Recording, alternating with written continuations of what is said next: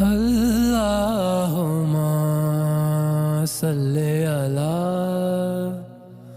حضرت ابو ہریرہ رضی اللہ تعالی عنہ روایت کرتے ہیں کہ میں نے عرض کیا، یا رسول اللہ صلی اللہ علیہ وآلہ وسلم، میں آپ صلی اللہ علیہ وآلہ وسلم سے بہت باتیں سنتا ہوں مگر بھول جاتا ہوں۔ آپ صلی اللہ علیہ وآلہ وسلم نے فرمایا، اپنی چادر پھیلاؤ۔ میں نے اپنی چادر پھیلائی۔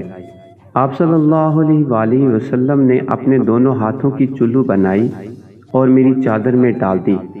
فرمایا کہ چادر کو لپیٹ لو۔ میں نے چادر کو اپنے بدن پر لپیٹ لیا، پھر اس کے بعد میں کوئی چیز نہیں بولا۔ صحیح بخاری حدیث نمبر 119۔